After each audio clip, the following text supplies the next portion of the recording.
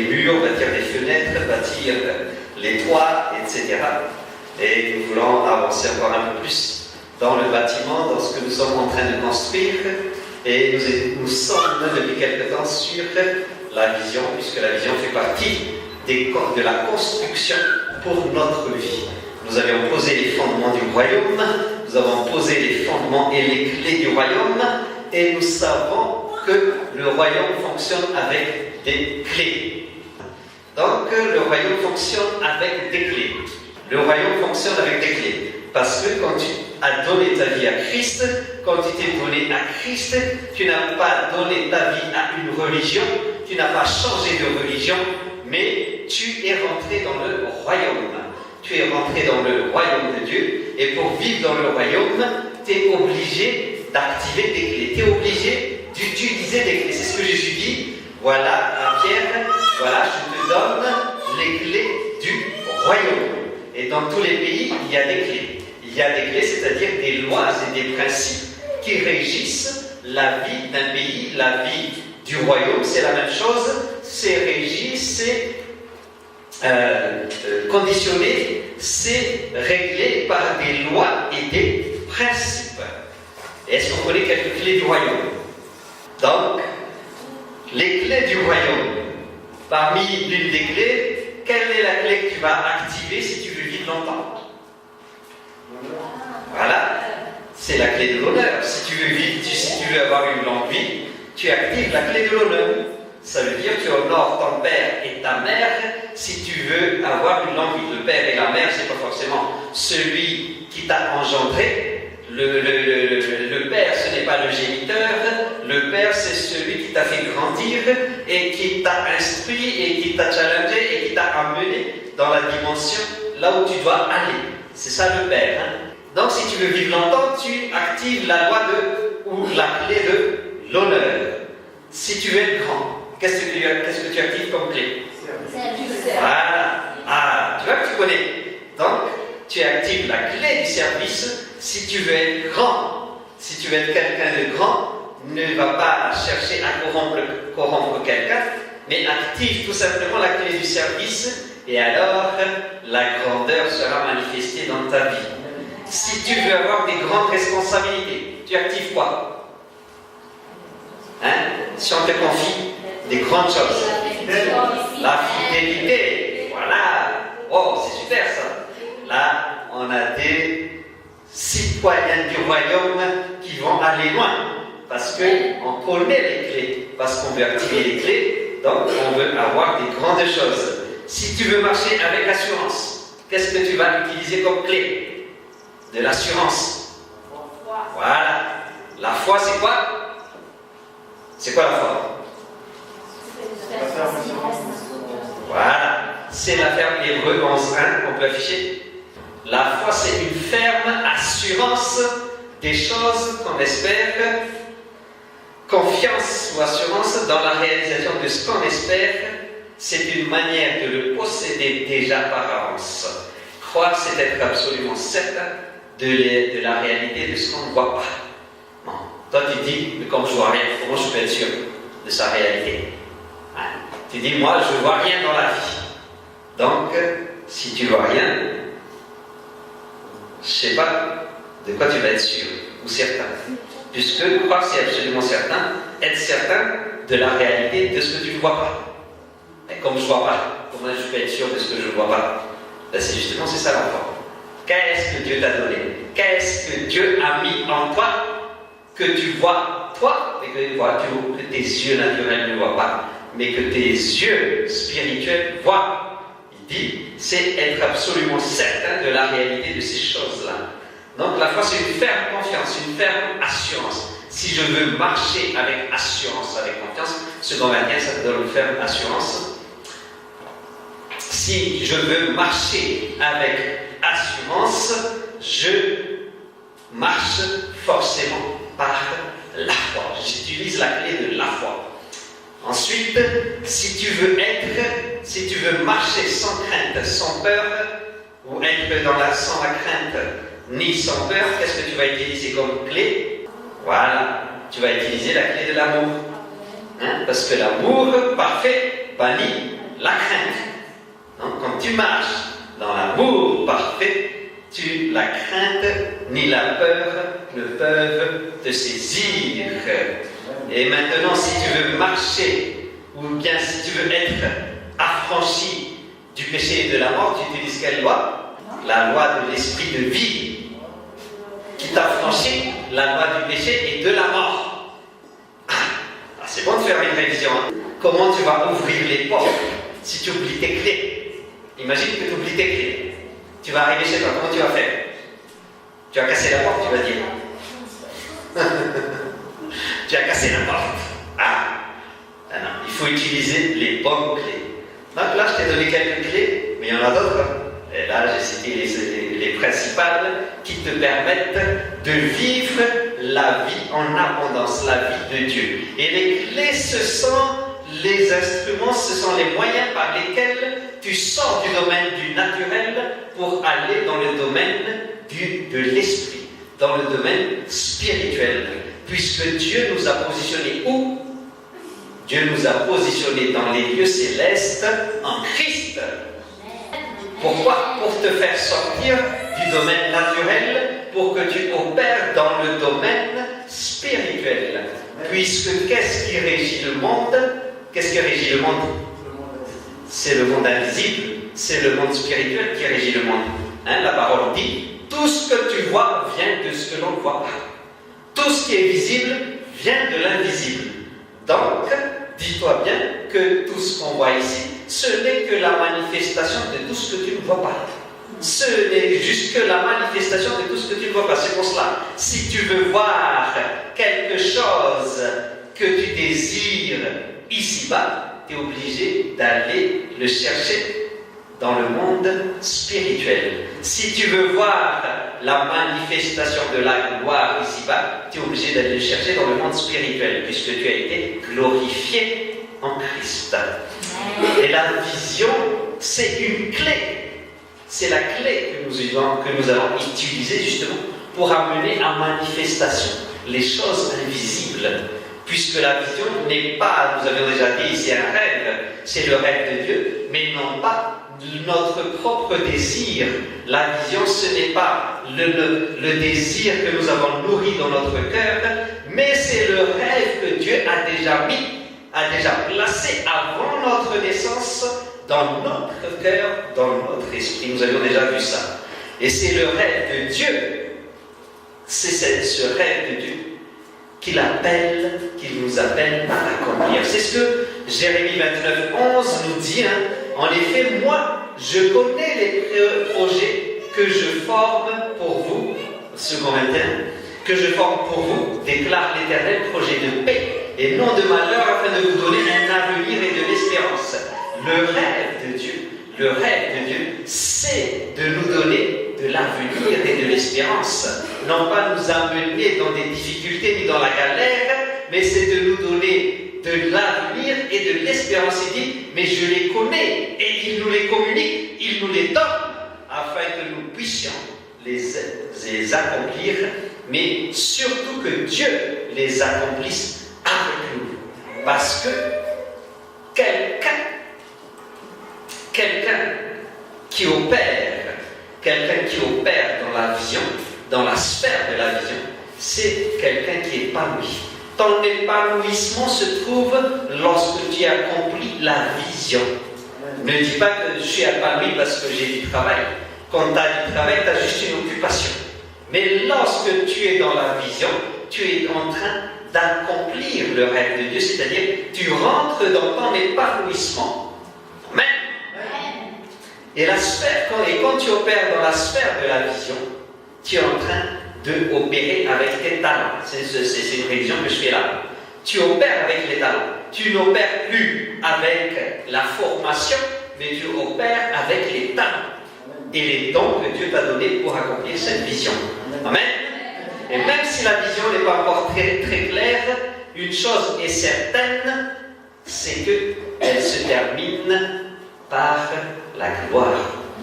Lorsque tu accomplis la vision, tu es certain que tu termineras dans la gloire. Amen. Parce que la vision se conjugue avec la gloire. même si je ne sais pas comment ça va se faire, même si je ne sais pas encore comment y aller, je sais que ça se terminera par la gloire. Amen. Et Dieu a des rêves pour chacun de nous. Dieu a des rêves dans tous les domaines de notre vie. Dans le domaine conjugal, dans le domaine financier, dans le domaine professionnel, dans le domaine social, politique, familial. Dieu a des rêves. Est-ce que tu le crois? Amen. Ah, j'aime ça.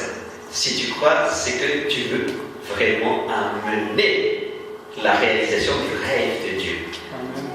C'est que tu veux te laisser Dieu, tu veux laisser Dieu opérer en toi afin que son rêve se réalise pour l'humanité. Parce que son rêve n'est pas seulement pour toi, mais c'est pour l'humanité. Amen. Et lorsque l'humanité va bien, tu vas bien. Oui ou non? Ah, toi tu dis, ah non, moi je suis dans la galère. Lorsque l'humanité va bien, toi tu vas bien. Amen. Ta vie est une plateforme. C'est pour ça que Dieu t'a donné ta vie pour qu'elle soit une plateforme de bonne odeur. Waouh! Ta vie doit dégager l'odeur du rêve de Dieu. Amen. Et Proverbe 11 dit ceci. La ville prospère grâce à la bénédiction des hommes droits, mais elle est démolie par la bouche des méchants. Qu'est-ce que nous sommes en train de dire? Que les choses, la ville prospère grâce à la bénédiction des hommes droits, mais elle est démolie par la bouche des méchants. Le monde se construit ou se démolit par quoi?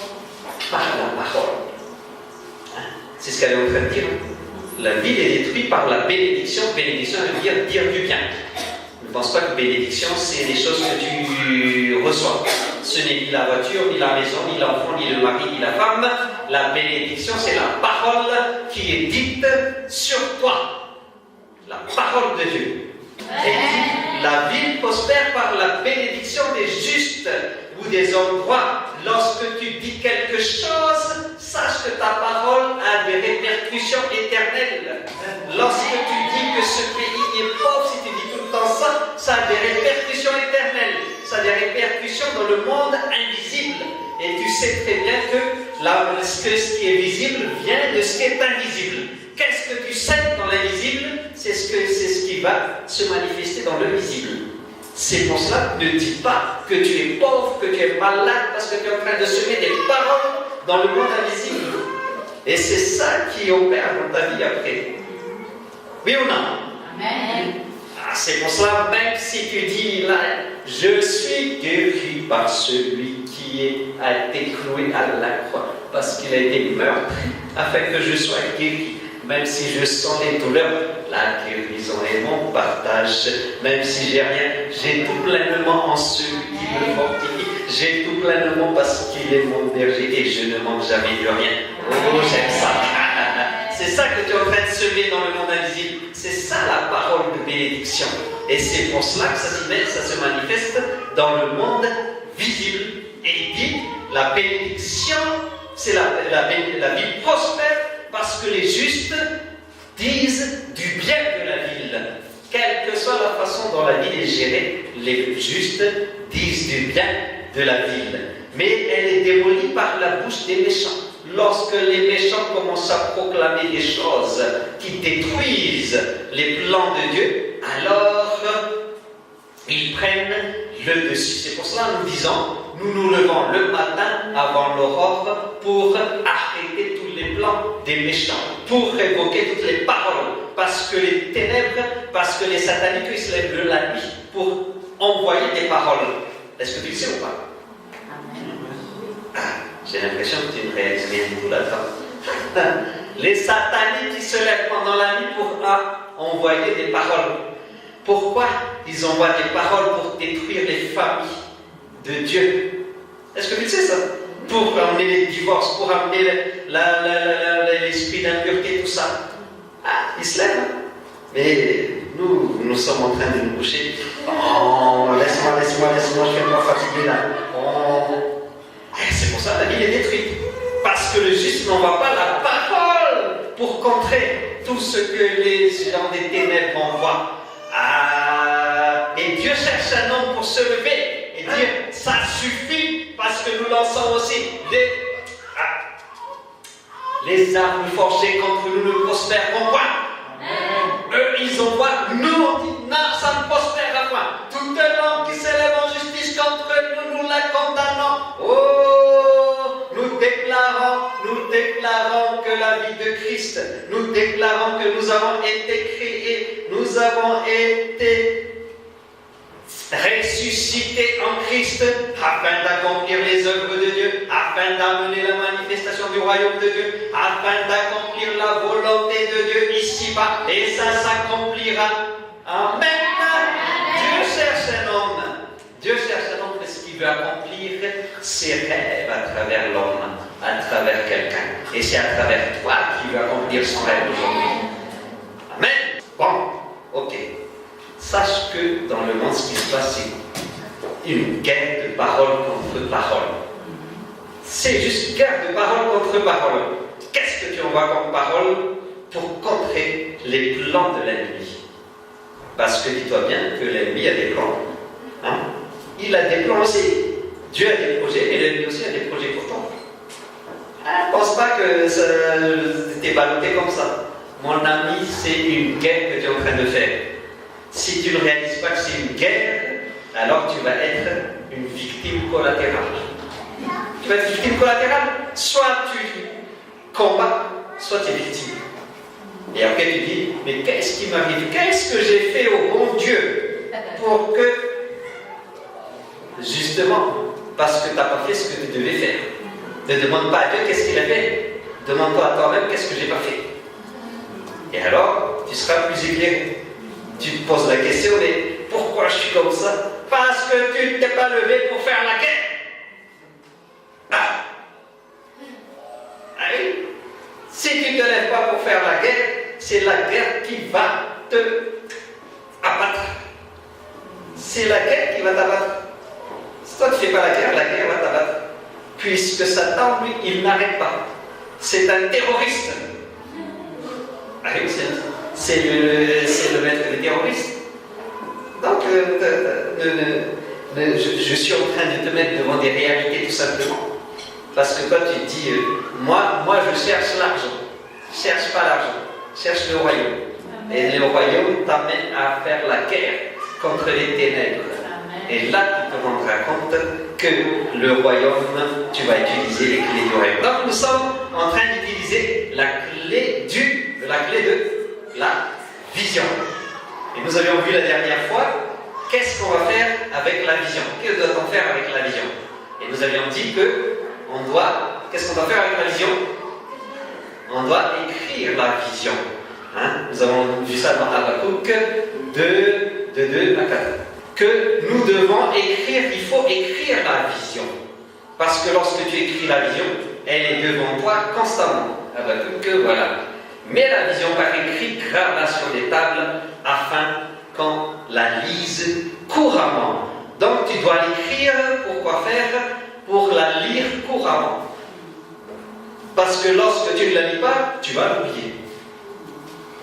Hein? Tu vas l'oublier puisque le monde va t'envoyer aussi sa vision. Ta famille aussi va t'envoyer sa vision. Ton mari ou ta femme va t'envoyer aussi sa vision. Tout le monde va t'envoyer sa vision. Et comme tu n'as pas écrit la vision que tu as reçue de Dieu, donc tu vas accomplir la vision de quelqu'un d'autre. Oui ou non? Et nous devions faire... Non, on va faire un exercice. Donc, nous avions dit, il faut lire constamment cette vision. Parce que c'est cette vision qui va déterminer la direction de ta vie. Sans vision, nous avions dit, il n'y a pas de direction.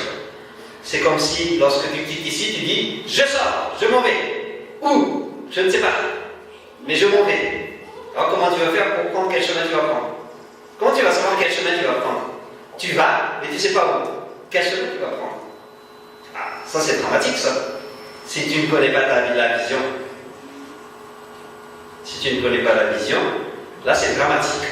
Et nous avions pas parlé, mais nous allons parler aujourd'hui que la vision, non seulement il faut l'écrire, il faut la lire constamment, mais aussi il faut évaluer ta vision. Parce qu'elle ne s'accomplira pas automatiquement. même si elle est de Dieu, la vision ne s'accomplit pas automatiquement. C'est toi qui vas l'accomplir. Dieu donne la vision, c'est Dieu qui va l'accomplir à travers toi. Donc si toi-même tu ne fais rien, Dieu est bloqué. Donc tu dis, mais Dieu est fort, Dieu est souverain, Dieu est puissant, il peut l'accomplir quand même, il ne l'accomplira pas.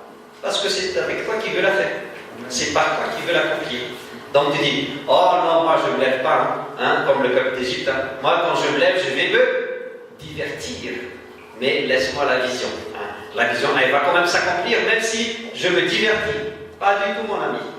Si tu te divertis et que tu commences à t'asseoir pour... Qu'est-ce que faisait le peuple? Qu'est-ce qu'on a vu la dernière fois? Le peuple s'asseyait pour manger, boire et manger. Et quand il se levait, qu'est-ce qu'il faisait? Il s'amusait, il se divertissait. Ah, ce ne sera pas ton cas. Parce que toi, tu te lèves pour accomplir une vision. Et tu t'assois pour réfléchir à la vision, pour évaluer la vision. Donc, évaluer, ça veut dire quoi? Ça veut dire qu'il faut le définir dans le temps. Puisque Habakkuk, tout à l'heure, disait, elle va arriver, Habakkuk 2.2, là, 2.3, elle a son terme. Elle parlera à son terme. En effet, c'est encore une vision qui concerne un moment fixé. Il est défini dans le temps. Elle est définie dans le temps, pardon.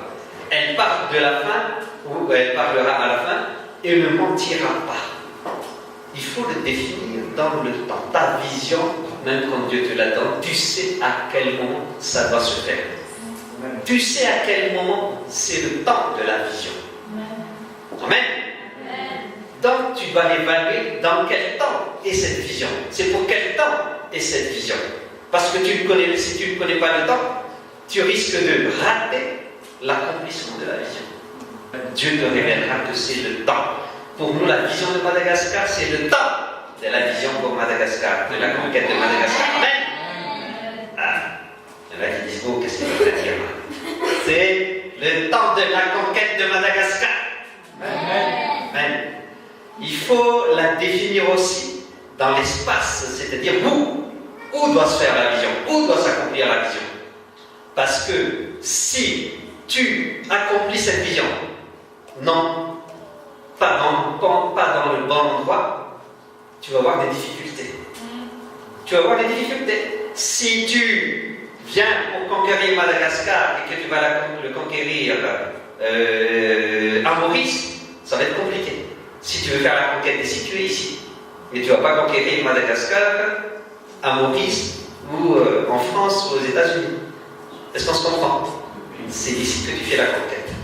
Donc, dans l'espace, dans le temps, dans l'espace, mais aussi il faut définir les moyens. As-tu tous les moyens, toutes les ressources nécessaires pour accomplir la vision? Est-ce que tu as les moyens de la vision? Mais lorsqu'elle est de Dieu, Dieu lui-même pourvoit aux moyens. Amen. Amen. Oh, j'ai l'impression que j'endors quelqu'un. Mais tu ne dormiras pas. Amen. Ah, ton amen me fait poser des questions. Est-ce que je parle aux bonnes personnes et au bon endroit et au bon moment? Amen. Donc le titre de notre message aujourd'hui, c'est poursuivre la vision, ou poursuivre la vision. Parce qu'une fois qu'on sait qu'est-ce qu'on a fait, on a écrit, on a lu et on a évalué, maintenant il faut la poursuivre. La parole nous dit, Jésus on a déjà vu ça, ne travaille pas pour ce qui périt, travaille pour ce qui est éternel. Travaille pour la nourriture éternelle, il dit. Ne travaille pas juste pour payer ta facture, pour payer tes vêtements, tes chaussures, pour payer le capote de lit, mais travaille, il dit, pour ce qui est éternel. Et nous savons que les choses visibles, Paul dit, les choses visibles sont passagères, mais qu'est-ce qui dure? Ce sont les choses invisibles. C'est-à-dire, c'est la vision qui va durer. C'est ce que Dieu a mis dans ton cœur qui va durer. Et lorsque ça vient de Dieu, tu vis pour cette vision. C'est-à-dire ta vie est conditionnée et façonnée, formée pour cette vision. Ça veut dire quoi donc poursuivre une vision? Poursuivre une vision, c'est d'abord accepter de payer le prix de la vision. Oh, t'aimes pas ça? Ça ne t'enthousiasme pas de payer le prix de la vision. Je dis, c'est accepter de payer le prix de la vision. Voilà.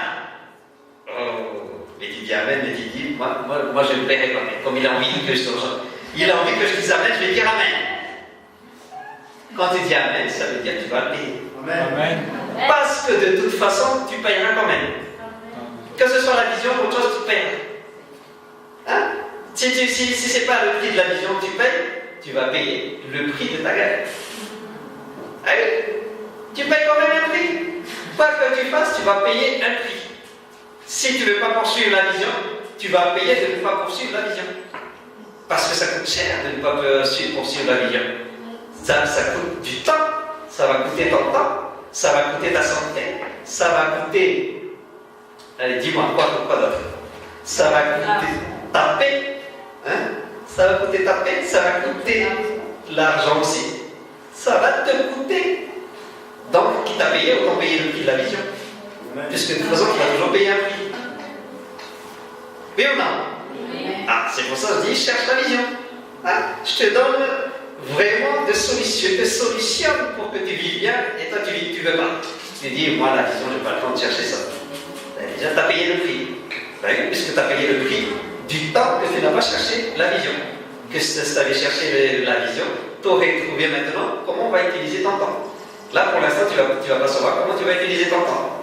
Tu vas l'utiliser au divertissement, à la distraction. Et tu payes quand même le prix, puisque la vie va te réclamer. Ah, oulala, ça devient compliqué cette affaire-là. Tu n'aimes pas ça ou pas? Tu dis plus amen. Et quand il s'agit de payer le prix, là, ça devient dur. Mais je t'assure que lorsque tu payes le prix de la vision, même si tu ne manges pas, tu es sûr que tu accomplis quelque chose d'utile parce que c'est le rêve de Dieu. Hein, tu peux ne pas manger sans accomplir la vision, c'est quelque chose d'inutile parce que tu souffres tout seul. Mais lorsque tu souffres la vision, tu sais que la récompense est grande. Hein? Paul l'a dit, nous avions déjà vu ça. Oh, les afflictions du moment présent là. Pouf, c'est rien. Parce que moi je vois quelque chose. Je vois une grande gloire. C'est ça. Et quand tu acceptes de payer le prix, là tu sais que tu vas avoir une grande gloire. Même poursuivre la vision, c'est aussi accepter de quitter ta zone de confort. Quand tu quittes ta zone de confort, tu es en train d'aller vers quelque chose qui va te dépasser. Je dis toujours, nous, on a quitté une zone de confort bien confortable. Ah oui, hein? Ah. Quand on était là-bas, on vivait bien. Ça allait. Voilà, confortable. Mais on n'était pas épanoui. Ah, je t'assure, on n'était pas épanoui. Parce qu'on n'accomplissait pas la vision. On avait un confort de vie, mais on n'accomplissait pas la vision. C'était juste un temps de préparation. Mais on était frustrés, on se disait, quand est-ce qu'on va pouvoir accomplir? Allez, on va rentrer dans la règle. Ah, et puis le temps est venu. Hein? Beaucoup rêvent d'aller sortir de Madagascar. Mais nous, on rêve de revenir ici. Oh! Beaucoup rêvent d'aller là, mais nous, on rêve de rester ici. Parce que quand tu vois les opportunités qu'il y a ici, tu dis, ah non, moi je reste là. Amen. Même si c'est compliqué, moi je reste là. Je ne dis pas que c'est facile ici, hein, mais c'est la vision. Et quand la vision vient de Dieu, alors les portes s'ouvrent. Quand tu accomplis ta vision, la vision, pour accomplir la vision, c'est pas question de en quoi j'ai été formé. Ne regarde pas ta formation, mais regarde ce qui fait battre ton cœur. C'est ça. Et lorsque tu as accompli cette vision-là, maintenant tu vas chercher à augmenter tes compétences et ta capacité. Parce que quand tu rentres dans la vision, c'est quelque chose pour laquelle tu n'as pas été formé. Tu ne sais même pas qu'est-ce que tu vas faire. C'est ça, là, la réalité de ceux qui rentrent dans leur vision. C'est dans la vision. Tu ne sais même pas comment tu vas faire. Tu ne sais même pas par où commencer. Mais tu commences. Voilà. Et après, les choses sont... Donc, pour suivre la vision, c'est à partir de ce moment-là que tu augmentes tes capacités, que tu augmentes tes compétences. Tu as été formé pour une certaine chose, peut-être tu es même diplômé d'une certaine chose. Mais la vision, ce n'est pas ton diplôme qui compte. C'est les talents qui vont parler. Et les talents, tu vas les augmenter avec la formation. C'est la vision qui te fait bouger. Parce que même sans argent, avec une vision, tu bouges. Mais je peux te donner autant d'argent que tu veux, tu ne bougeras pas sans vision. Parce que l'argent, tu vas juste l'envoyer, balancer par la fenêtre. Ah, c'est ça. Lorsqu'on n'a pas de vision, on ne sait même pas quoi faire avec les moyens qu'on a. Mais lorsqu'on a une vision, alors les moyens viennent pour accomplir cette vision. Et on dit toujours, on n'a pas de moyens, on n'a pas de provision, on n'a pas de ressources. Or, toutes les ressources sont déjà disponibles. Amen. Toutes les ressources sont déjà là. Amen. Tu ne comprends pas que les ressources attendent, mais où est la vision? Les ressources attendent, où est la vision que nous pouvons accomplir? Toi, tu dis, j'ai pas de ressources. Les ressources disent, mais je suis là, j'attends la vision. Oui. On attend la vision. Alors tu dis, mais il me faut les ressources. Mais nous, on veut la vision. Les ressources disent, nous, on veut la vision. Nous, on court pour la vision. C'est ce qui s'est passé. Lorsque Moïse a passé la mer Rouge, comment il a fait? Il a mis les pieds dedans. Et ensuite, qu'est-ce qui s'est passé? La mer s'est écartée. Ça veut dire quoi? Ça veut dire, lorsque Josué allait conquérir le Canaan, qu'est-ce qu'ils ont fait avec le Jourdain? Ils ont traversé le Jourdain. Ils ont fait quoi? Ils ont mis les pieds dedans. Et le Jourdain s'est ouvert. Pierre, comment il a fait? Lorsqu'il a vu Jésus sur l'eau, qu'est-ce qu'il a fait? Il est sorti de la barque. S'il n'était pas sorti de la barque, il n'aurait pas pu marcher sur l'eau. T'as vu? Donc, toi, si tu ne sors pas de ta barque, comment tu vas marcher dans ta vision? Toi, tu dis, il me faut les moyens. Mais les moyens disent, on attend. On attend que tu sortes de la barque. Ah, c'est ça. Parce que la provision, les moyens, les ressources, ils sont activés comment? Par ton obéissance. Ben oui, c'est par ton obéissance qu'elles sont activées, que les ressources maintenant, waouh, ça y est, ça bouge, on y va. Parce que toutes les ressources, elles sont déjà là. Elles n'attendent juste qu'à être activées. Oui ou non? Bon, tu dis, ouh, ouais, c'est compliqué cette affaire-là. Nous, on a toujours marché, donne-moi d'abord l'argent et après je vais voir. Donne-moi les ressources et après on va voir.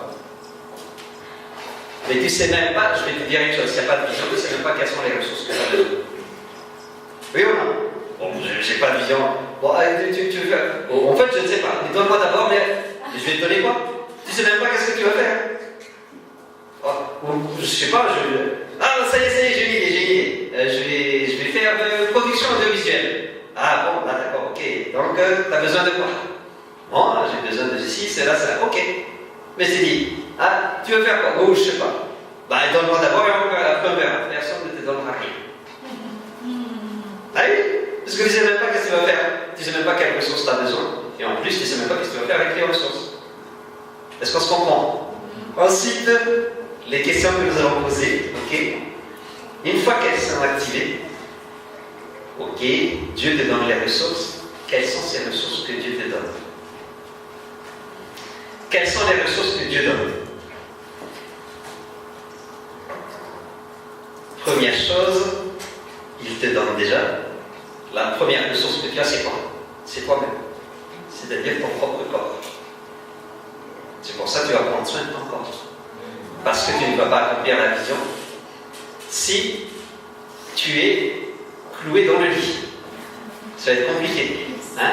Moi, j'ai une grande vision, mais je mange n'importe comment. Après, je deviens 250 kilos, je ne peux plus bouger. Ah, j'ai la vision. Oh, je vois des poulets. Oh, des poulets, je vois ça.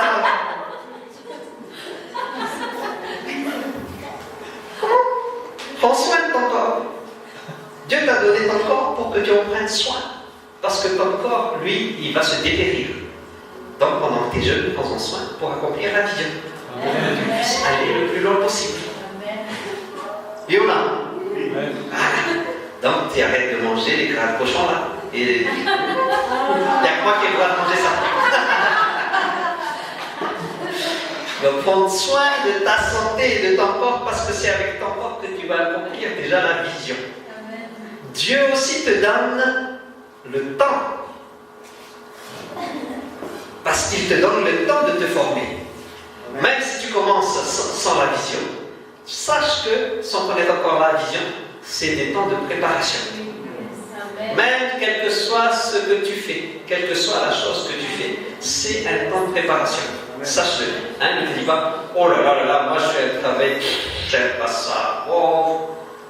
Si tu ne sais pas profiter de ce temps-là pour te former, former ton caractère, former ta mentalité, former tes compétences, former tout ce qui a besoin d'être formé, tu vas gaspiller ton temps.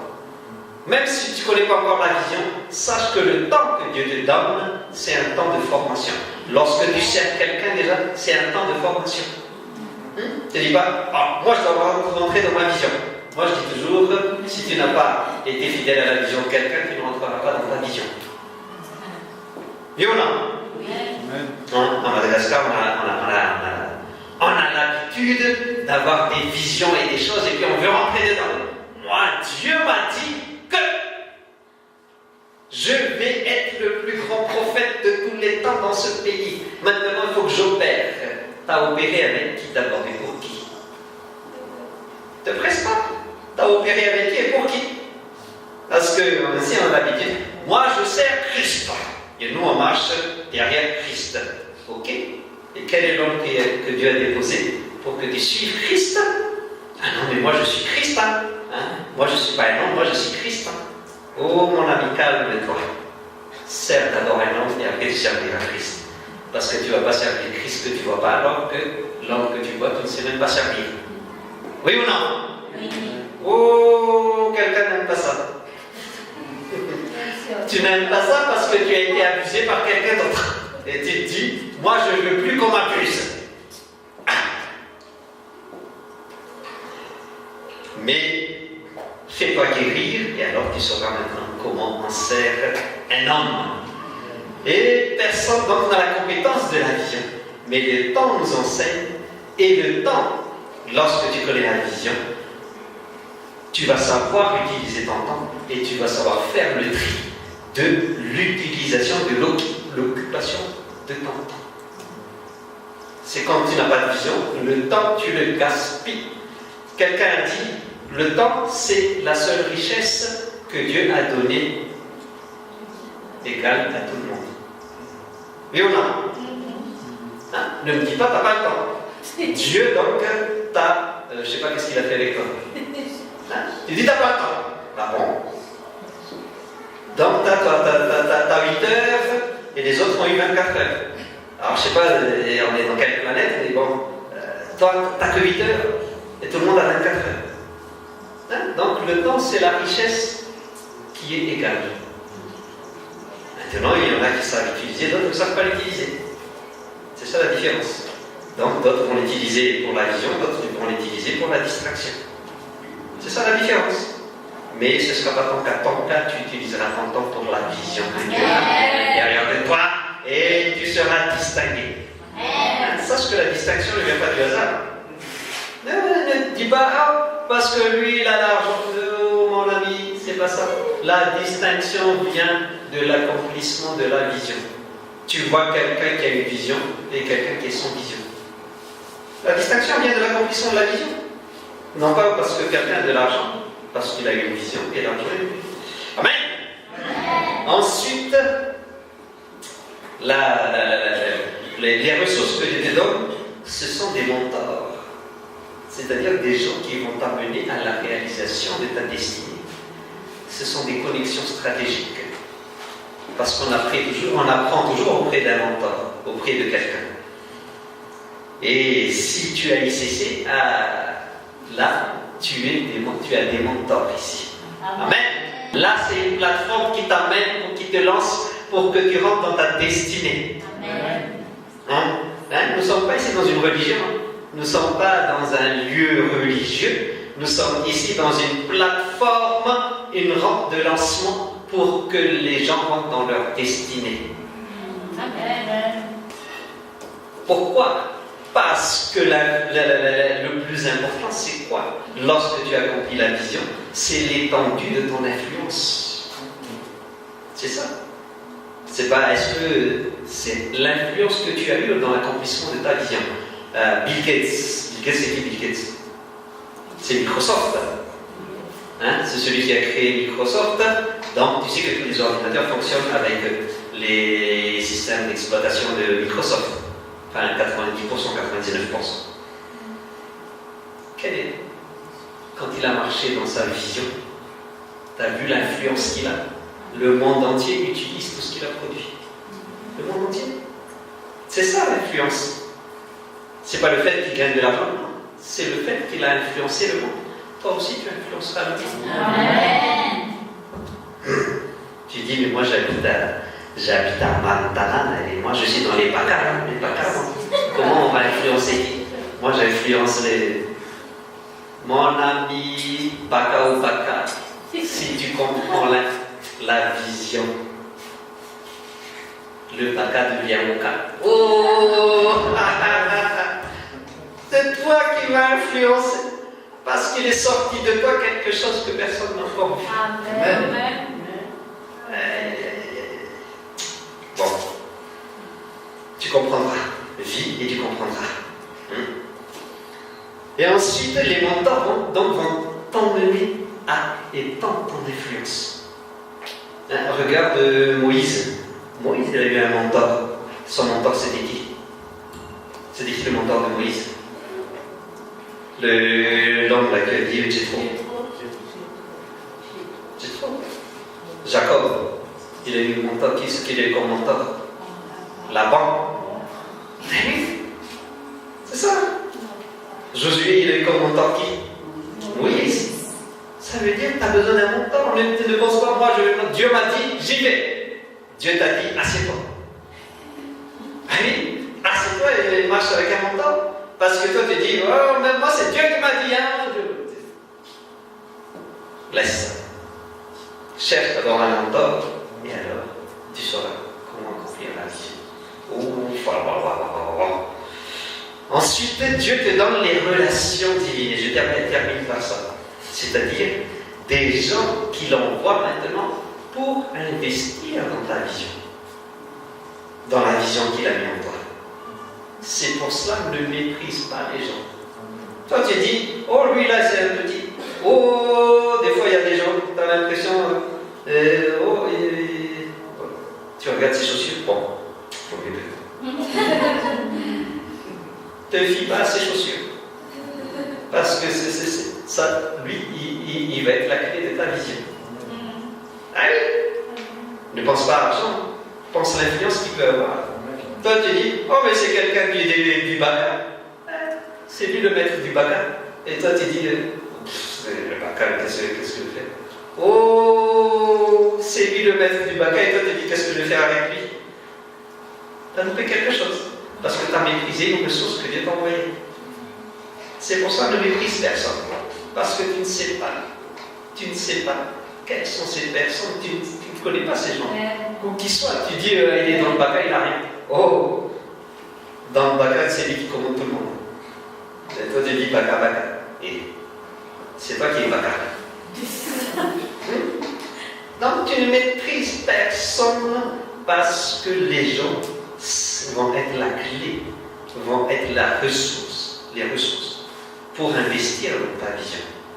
Ne méprise pas l'autorité sous laquelle tu sers, parce que cette autorité-là peut être une solution pour ta vision. Hein? Parce que toi, tu es fâché. Oh, le pasteur, je suis fâché. Allez, je tourne mes talons. Et tu vas rentrer dans la vision maintenant. Oh, pasteur. Ah bon? Oui. Je croyais que tu t'as tourné les talons. Ah bon? Qu'est-ce que tu fais là? Ah oui, fais attention.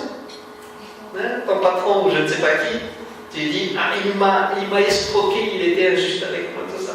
Ne méprise jamais. Hein? Sois toujours en bonne relation avec les gens, puisque les relations, ce sont des relations que Dieu te donne. Quelle que soit leur qualité, Dieu t'a donné des relations. Et elles serviront pour l'accomplissement de ta vision. Parce que les relations, oui. Les personnes en relation avec ta vision vont se manifester. Lorsque tu parles de la vision, la personne dit, mais j'ai exact. Tu es en train de dire ce qu'il y a dans mon cœur. Oui ou non? Oui. Ah, c'est ce qu'on voit. Lorsqu'on commence à parler de la vision. Mais c'est ça, ça bout dans notre cœur, vous êtes en train de dire ce qui était déjà en nous. Les dieux, on voit les bonnes personnes qui avaient déjà la même vision. Hein, ne pense pas que tu es le seul à avoir. Il y a des gens que Dieu a placés, dans qui Dieu a cette vision-là aussi. Mais ils attendaient juste que tu sois manifesté. Oui ou non? Allez, je termine. Donc, comment trouver la provision? Nous verrons ça la prochaine fois. Amen.